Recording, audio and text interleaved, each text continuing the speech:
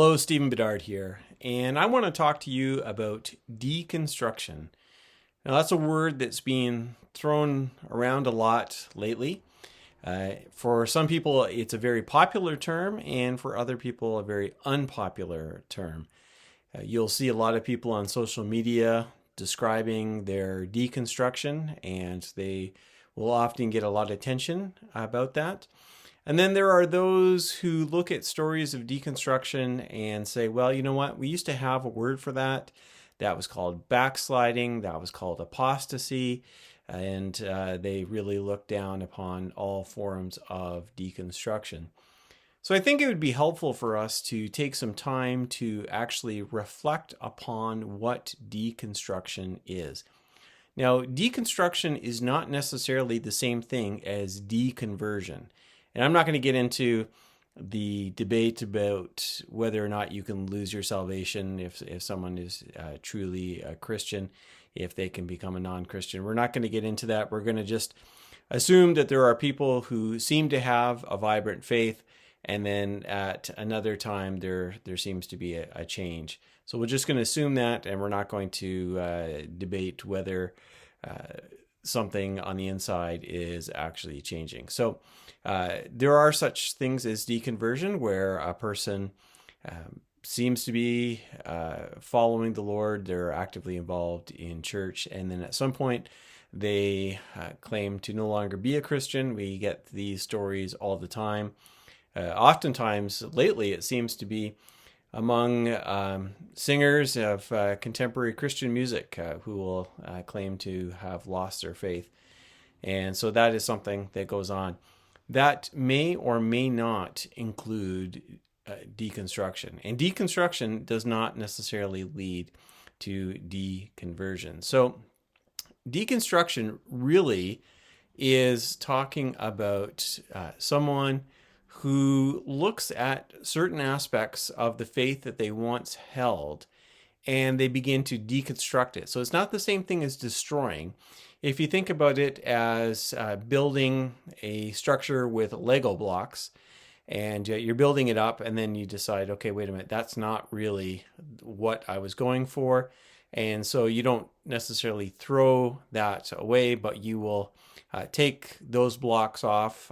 Sometimes you might just take the top layer and reconstruct it in a different way, or you might take it all apart. That really is a good picture of what's happening in deconstruction. And so for some people, they are just looking at some things that they have been taught in church and have begun to question that and to take that apart and to say, you know what, this is not necessarily what I believe to be true. And that might leave them with a faith that looks a fair bit different, or it may lead them to no longer having any Christian faith at all. So I don't actually think deconstruction is necessarily a bad thing.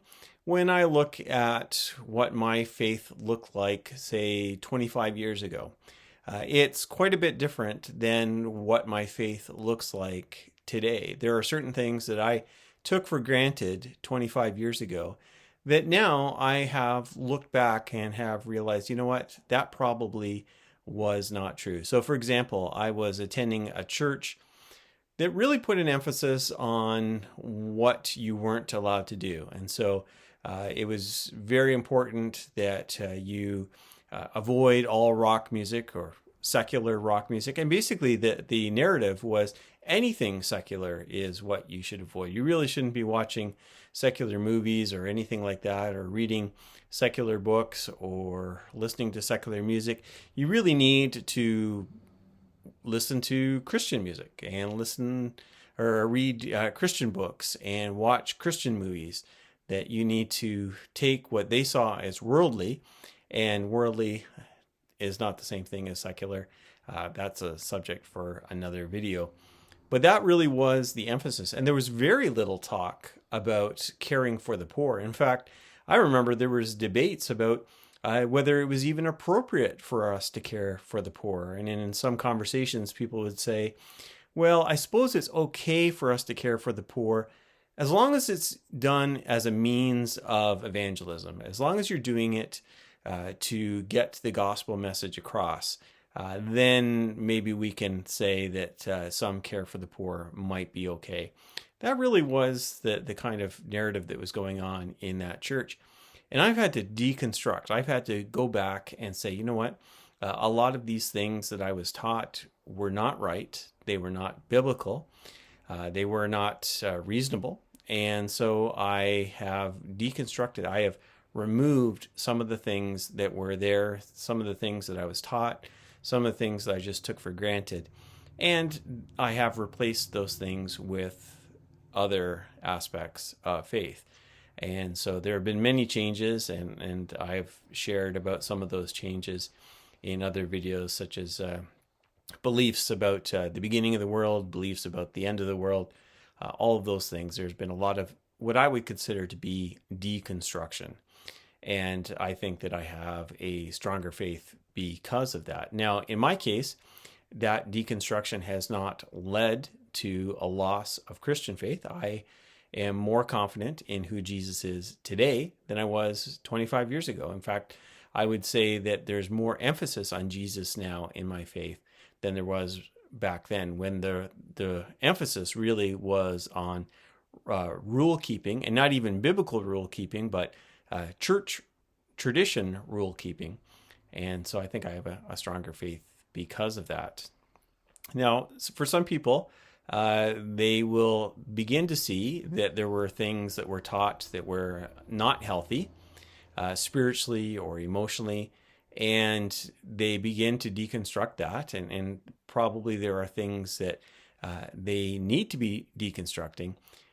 For some people, though, they just keep on going. And if the church was wrong about maybe how they were treating women, or how they were treating people of color, or those kind of things, that maybe that the church has been wrong on everything, and they just keep on going, and then they lose their faith completely, and they decide to become agnostic or atheist. And of course, they have every right to do that. I think it's unfortunate, because I think you don't have to deconstruct everything. You can deconstruct certain parts of it. There are other people who maybe in their deconstruction decide that the form of evangelicalism that they have been brought up in is not really what they want to be a part of.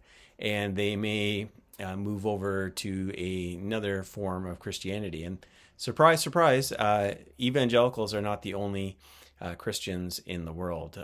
Evangelicals are just one part of the Christian church, and so some people will leave that, and that's brought us to the whole concept of ex-evangelical, or ex-evangelical, as they are called. And I see a lot of panicking by some evangelicals about that. And as soon as someone describes as an ex-evangelical, oftentimes I see them being described then by evangelicals as people who are ex-Christians. They've lost their faith. They stop believing in Jesus. And I'm not sure where they get that. They really need to be listening to the people's stories, because just because someone's an ex-evangelical or ex-evangelical does not mean they've stopped following Jesus. It just means that they have left the evangelical tradition. And evangelical tradition is a tradition. It is one tradition within the Christian church. And so for some people, they may become more progressive, but would still hold to what is considered an orthodox theology, and would definitely still be considered a Christian, I believe. So we have to be careful. As soon as you hear these words, and we really have been taught to listen to the little sound bites. We don't listen to the whole story.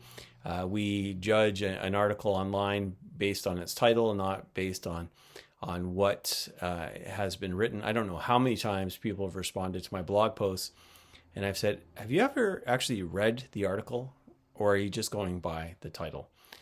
And that's what we too often do in people's stories. So they may have experienced deconstruction. They may have left evangelicalism, but that doesn't necessarily mean that they are no longer a Christian. It does not necessarily mean they've stopped following Jesus. Take some time to listen and to be patient and to be willing to learn and to ask yourself, where have you deconstructed? And are there some aspects of your faith that you need to deconstruct? That's what I want to share with you. I hope that you will take these things seriously and reflect deeply upon them. Please visit me at my website, stephenjbedard.com. Thank you, and God bless.